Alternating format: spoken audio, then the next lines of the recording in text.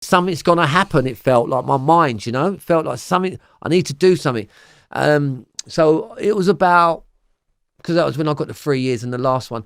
When I then settled down, it was about 6 weeks, and then I got onto the wing and they give me and I had to prepare getting me on the wing. They had to sit down and say, called me Julian, my first name. I don't normally do that. Are you going to calm down now? I said, yeah, you know, like I don't really start. It's only been occasionally. He said, well, not quite here, son. We've had you over the years since you come in at 21.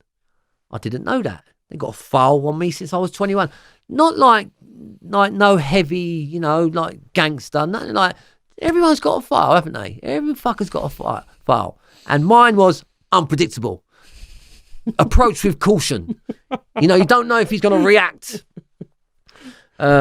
Yeah, and then that was like, you know, and then I went forward to the trial and then get the guilty.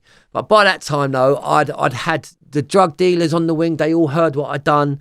I was getting drugs off them anytime I wanted, literally. Like that, you know, I'm not exaggerating that, because in prison, you're fucking going for little bits. And some people bought butter on heroin to make it run more. It's pathetic. It really is. Like, it's like you're getting, say, a £10 bit on the street is like £2 in prison. Such a tiny, minuscule. It's pointless doing it.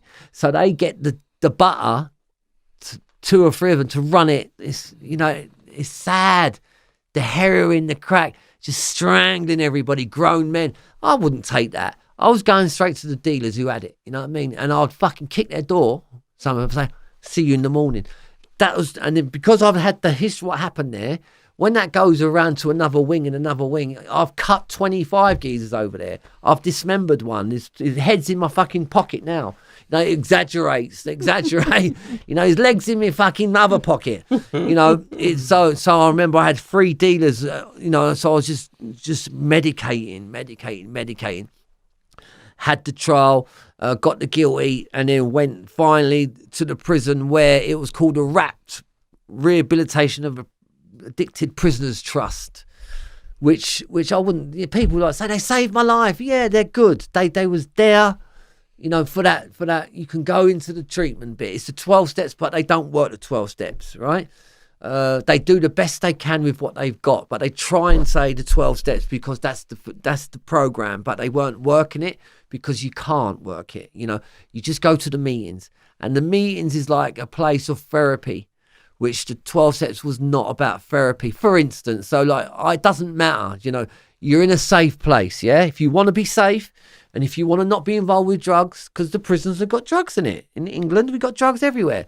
And I just am my own man enough to go, just, all right, I want to have a breath. I want to have a breather.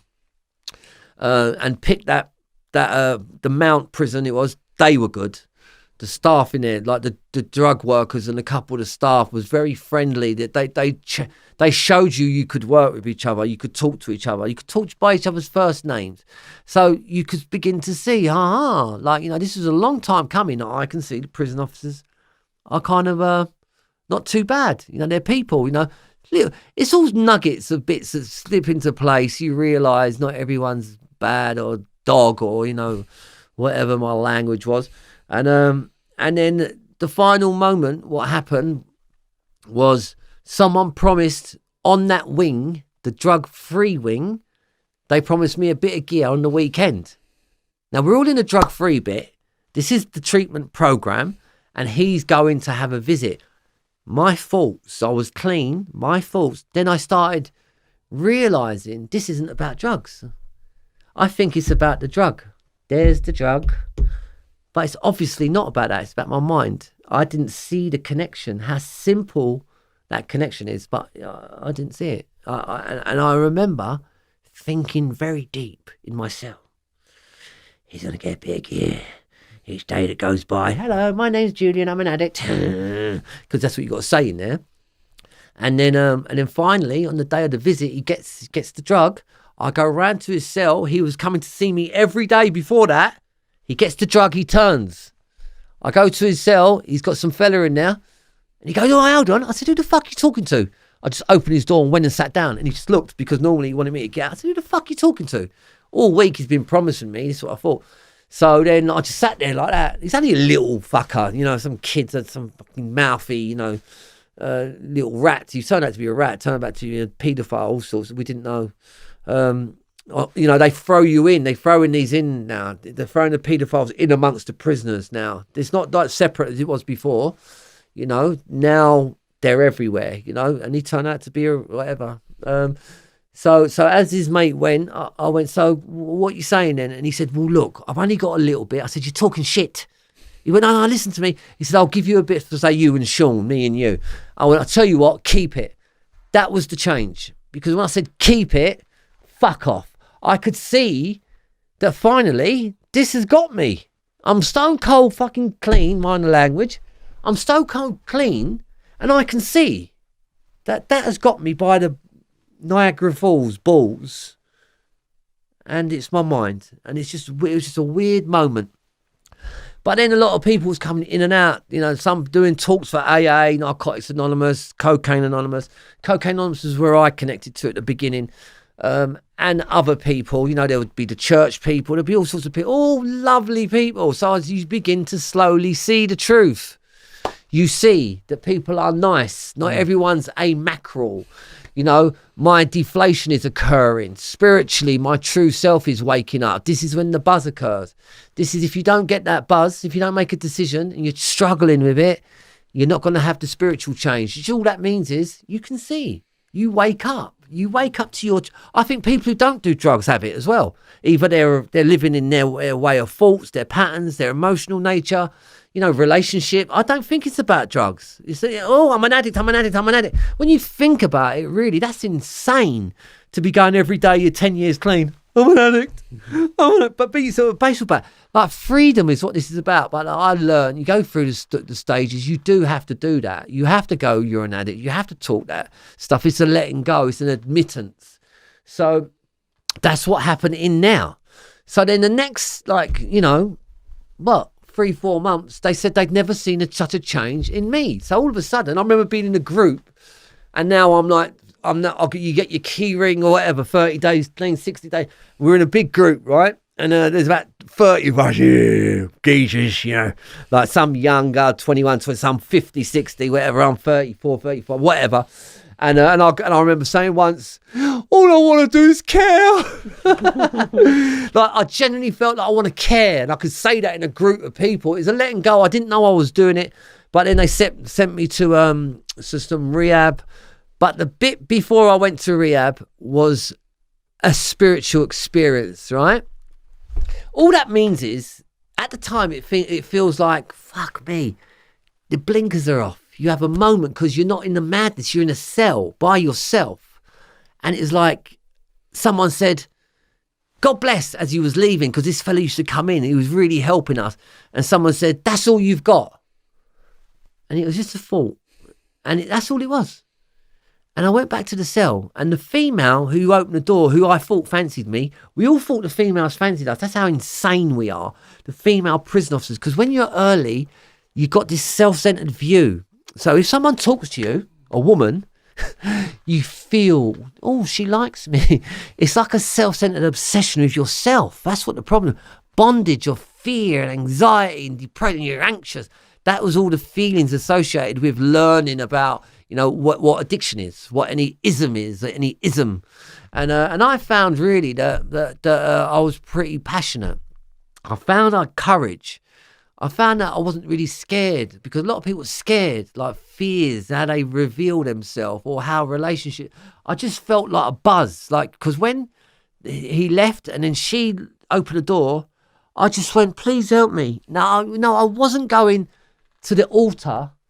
I was going to my true self, because in that moment, you couldn't have hit a place, and there was no drugs about it. Think about it. No drugs, no alcohol, no. It was me. I knew it was done.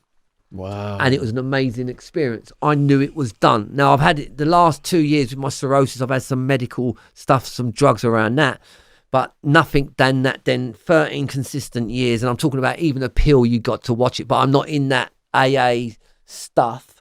I'm still connected. However, obviously my life has blossomed where it is. But I don't really would say now that if someone has one drink, I don't drink. I'm just saying, I wouldn't really put that on someone. Oh, that's a relapse. Like, this is just a bit harsh. I think someone may need a prescription pill as long as they got their eye on it. You can't say abstinence to people that might not, they might need to take a prescription pill, which I don't. I'm just saying, and what happened was that from the blinkers come off, I felt it, saw it. And then it's just funny, as each step progresses, then I read something that spoke about varieties of a spiritual experience. And then it says, a change of feeling and outlook. It's not like Jesus is going to come down. He's my man. But however, mine was that shift. I could see my life was a lie. It was truth. I'm not bad. None of us are bad. I don't believe that. I don't believe there's genetic disorders. I think our life is when I was in my dad's bollocks, I don't remember that, right? And when it went into my mum and out I come, I think there was a lot of good there. There was some good, because I don't remember much as a baby, and apparently I was a very nice baby, like we all probably are. And at some point, my thinking went into parental guidance. And I looked at my life and I could see the reality of it. I could see I need to go work. I couldn't afford to be selfish. I couldn't afford that shit. Me? Oh my God, me, self-pity. Oh, I need to go back on the benefits. I want to live. I don't want to be on benefits. Get out and go and sign on. I ain't signed on in 17 years. I don't sign on. I'm self-employed. What happened? I went to the rehab. This time I knew that she is not going to be my wife. She's a maniac like me. Stay away from her. I went through the process. You got to get involved with the 12 steps, because that's what the rehab system does. And I went through that, but very quickly I went to do I went for the treatment centers to help them. I went everywhere. I helped everybody. I was sponsoring people in the big book of AA, they call it, which Cocaine Anonymous adopted. I was sponsoring more than anybody. There was a group of us, 5 or 6 of us, when we first went into Bournemouth area, and it was part of the recovery. So there was us lot. The rest was on the edges. You could see. Those that were serious, you could see. It's an observational environment. Everyone's self-centered anyway, because early days, they're all talking shit and they're all banging each other. And it's what happens in that 12-step community. You got to be careful how you're bringing people, because my book's about that. Don't bring your daughter into them environments by herself, seriously, because you get men that are in there coming from prison with their attitude and they don't know what's going on. Anyone would say bad person, but we know that he's not really bad, he's just sick. However, you need to counteract that. So that's what my book is about, as well as other things. If you're going into that area and you're a family member and you've got a daughter, go with them. Make sure someone is part of that to go into these communities, because they're nut houses. AACANA. We love them. God bless them. There's a history behind it. Dr. Bob, Bill W. Great, lovely. But be careful. We're in 2019 now. There's different ways. If you go in there, just be careful. Go there bring your, that's why I do what I do. I don't do sober coaching in 12 steps. That's disgusting for me. No. Family based, don't get into and utilize a meeting. You don't go to, you advise, you work with the family outside of a place like that. It's all learning. Then I went to, counselling at a school, and, then became a counsellor in Farnborough. Then I could see within 1 year that, the same communities, the same treatment centres, the same process, something needs to change. Families need to be more involved. I keep going on about families, and everyone's getting to know me now.